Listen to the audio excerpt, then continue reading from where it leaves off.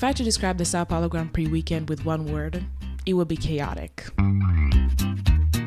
But of course, before we get into any of that, some things that are worth mentioning before the weekend actually started. Red Bull offered to buy Franco out of his Williams contract, which they denied, but they're definitely interested, and with good reason. Franco is a great driver. He's doing a great job. I honestly think he would fit into Red Bull with his driving style, if that makes sense. But I don't like Red Bull, so hopefully they don't get him. Next up, we had a Seb cameo this weekend, which is always nice to see him come back. And Lewis drove one of Senna's cars, which was probably the highlight for him during this weekend. In terms of helmets, I just wanted to talk about two. Esteban's helmet, probably one of my favorite helmets of the season. The colors, obviously, of the Brazilian flag. It just looks so good. I don't know how to explain it. It just looks really good. And then Oscar's helmet, which is really cute, although it is a sponsorship with Android. It has like little Android bots of like different aspects of his life. So like one that is Australian, and then one doing cricket. And then there's one that is a cat, because he's a polite cat. He's known to be a polite cat. He said it's a sleepy cat, which is also true. But yeah, it was cute. So with all of that out of the way, let's talk about the track. It was resurfaced completely. It is darker, which means it gets hotter, and also bumpier, which is not great in these cars that are ground effect cars, so they're built very low. Hopefully they change it until next year, because it was just not good. Going into this weekend, Checo got a new chassis. Max got a new internal combustion engine, which is just part of the power unit. So that is a 5-place penalty for the Grand Prix. And McLaren brought a new rear wing. Then in practice, we've unlocked a new top 3 graphic for Oliver Berman, who replaced Kevin for this weekend. He was not feeling well. But practice overall wasn't that interesting. And for the McLarens, didn't look great right until the end, where they went P1 and P4. So I was a little bit worried, but then the spring quali happened and we locked the front row with Oscar P1, Lando P2 after he bailed on his second lap attempt in SQ3, Charles P3, Max P4, Carlos once again qualified P5 for the sprint, George P6, Pierre P7, and Liam closing the top 8, which are the scoring positions. Something else to note from the spring qualifying is that both Checo and Hamilton were out in SQ2, but other than that, pretty much a regular session. In the sprint itself, obviously Oscar's P1, Lando's P2. The objective is basically to keep that 1-2, but to get Lando to P1 to maximize his points in the Drivers' Championship. So that's the plan, right? The question is just, when do you swap? And if I were McLaren, and I think that was the plan for McLaren, is to build a gap between Oscar and Lando and the rest of the pack and then switch. Unfortunately, they didn't really get to that comfortable position where it was convenient to switch. There was just, I think, 1 or maybe 2 laps where Charles, who was in P3, was not in DRS range from Lando. So there was never really the best time to do it. And then Nico Hülkenberg went off and they were double yellows for a while, and then they switched because they anticipated a safety car or a virtual safety car to come out, which a virtual safety car did come out at the end. So thank God they switched then and not like had to do it after the virtual safety car. And then like last lap, the track goes green again. Max is like on Oscar, like right on him. Lando backs off to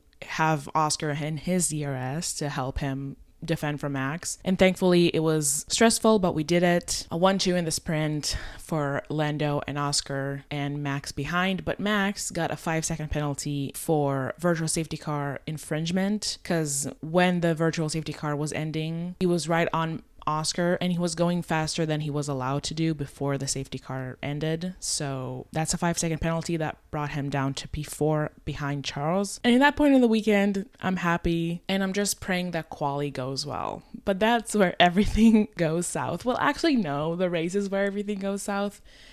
But quali, let's talk about quali. Quali was crazy, okay? First of all, it kept getting delayed because of rain. I forgot to mention, Brazil is crazy with the weather. So on Saturday, quali time, too much rain, undrivable. The session keeps getting delayed, and then we get close to sunset, which is a no-go. You cannot drive in the dark in Brazil. The track is not built for that. So they push it to Sunday. There was a point where they said that if the quali session could not go on, they would go off the order of the practice session, which would have been crazy because that means Lando on pole, Oliver Berman in P3, and Max all the way in the back because he finished practice in 15th place. But he has that 5 grade penalty for the change in the part of the power unit. So he would start 20th. And at the time, I thought that's a great idea. That's a great possibility. Obviously, didn't think that that was going to happen because, like, why would they go off the order of the practice and not the order of the sprint quali, but okay. But quali did take place. It was still raining, but it was drivable. We had many yellow flags and other interruptions, which we'll get to. So Q1, everyone are on wets, and then we have a red flag for Franco who went into the barriers. So that's one red flag. At the end of the session, Lando almost gets out. He's P15. Scariest moment of my life, truly. I had a heart attack. But that's okay, because he goes through into Q2, where Oscar is the first driver to try on inters, which was terrifying at the time, but that was the right decision, and everyone follows. But then we have a red flag for Carlos, who goes into the barriers. That's red flag number 2. After that, everyone goes on more laps, improving each time. Another red flag, third one, for Lance, but that was without enough time to continue the session. So both Red Bulls are out. They were on their laps improving, but the red flag was not in a convenient timing for them. And the relief I felt at that point was insane, because that meant that Max, who qualified P12, was going to start P17 with his 5 grid penalty. Obviously now we know that doesn't matter, that Max is Max, but at the time I was relieved. But going into Q3, everyone just went again and again, improving each time with the track evolution. But then we have a red flag for Fernando. That's a 4th one. We get going again for a second, and then we get another red flag for Alex. That's a 5th one. And then after that, last runs, everyone puts in. Lando secures pole, Russell P2, Yuki P3, Ocon P4, Liam P5, Charles P6, Alex falls to P7, Oscar P8 could not improve. He made a mistake in turn 1. Fernando falls into P9, and Lance, who did not start Q3, is in P10 with no time. So already crazy and chaotic qualifying session. You're not ready for how crazy and chaotic the race was, because literally everything that could have happened. So please bear with me as I try to sum things up coherently. Well, first of all, Williams withdrew Alex from the race because they couldn't repair his car after the crash he had in quali in time for the race, because also they moved the race to earlier in the day to avoid heavy rain later on. So it was like maybe 4-5 hours between quali and the race, so that sucks. He was starting out from the top 10, obviously, but that's one down. And then we had Carlos, who had to start from the pit lane because they changed his car under Parc Fermé to repair from his accident in qualifying. Then we had the formation lap where Lance went off and then he was beached, so we had an aborted start, which was also a bit of a kerfuffle, because that basically means that everyone stays on the grid and the mechanics and everyone come back out, and like they basically redo the whole start of the race again. But there was some confusion, and some drivers, including Lando, went for a second formation lap. They were summoned to the stewards about that after the race, where some of them got fined. Then, because like those front drivers went off, the rest of the cars had to go off as well to line up on the grid again. And then when the mechanics and everyone came out to the grid, which was supposed to happen in the aborted start, initially, the Mercedes mechanics changed the tire pressure on both cars when they were already fitted on the car, which is not allowed. They were also summoned to the stewards after the race and got fined. And then after another formation lap, finally, we actually started the race. Lando doesn't have a great start, gets done by Russell into turn 1. Meanwhile, Max is charging through the field in an alarming pace, gets into P6, and the race settles for a while that way. On lap 27, rain is getting much heavier. Nico goes off, causes a virtual safety car. That's when many pit for new inters, some fit wets, but George and Lando, who were leading at that point, just miss the pit entry when the virtual safety car is called, and they go in a lap later when, unfortunately, the virtual safety car is ending. So they come out behind the top three, which are now Esteban, Max, and Pierre, who stayed out, did not pit at all. And with the rain getting heavier, they called an actual safety car, which turns into a red flag after Franco has an accident and goes into the barriers. So basically everything went wrong there. The top three obviously get a free pit stop, which I'm actually so pro changing that. You can change the tire under red flag, but that can't count into the mandatory pit stop. And I've been thinking about that since Monaco of this year, where the red flag in lap 1 basically ruined the race. So yeah, just saying.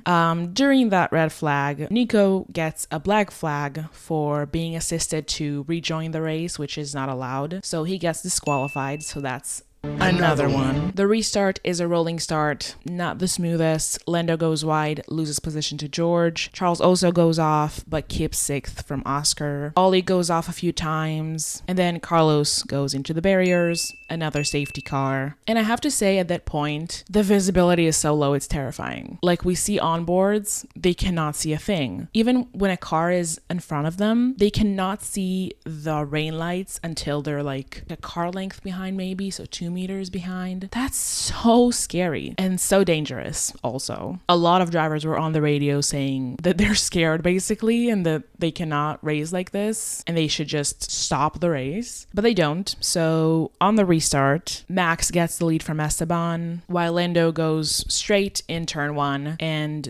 loses places to Charles and Oscar. He and Oscar swap places with team orders on lap 46, but it was basically game over for us in that point. It was just so difficult to overtake in those conditions. And Max just kept getting fastest laps in clear air in the front. So a disastrous race for McLaren. Lando finished P6, Oscar P7 on the road, but had a 10-second penalty for causing a collision with Liam earlier in the race, so that drops him to 8th.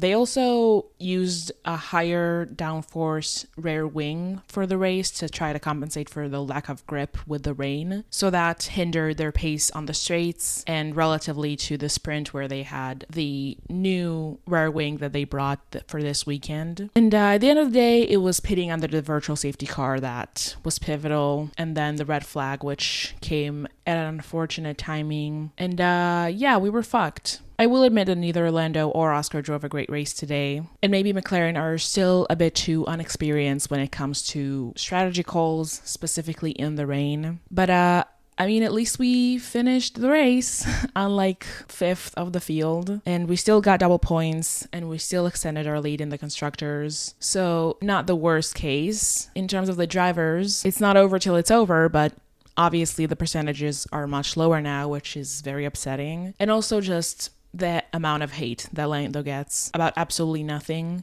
which is also very upsetting to me. But Alpine double podium is insane.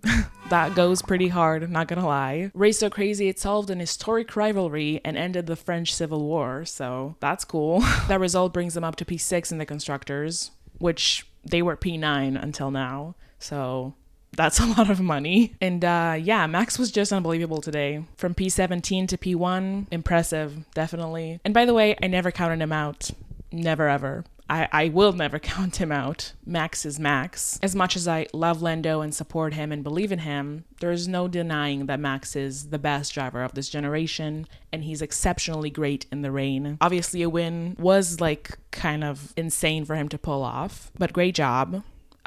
It's been a while since we've seen him this happy with a win. Like, even when earlier this season when he was winning, he was not that happy. He was over the moon today. And yeah, for him it was simply lovely. For me, an ongoing nightmare. Basically the worst race in my life. Just, it did not go to plan at all. But I guess that's just what you get with the rain. I'm just gonna try to forget about this one. Enjoy this 3-week break we have until Vegas. And until then, enjoy these memes. Bye!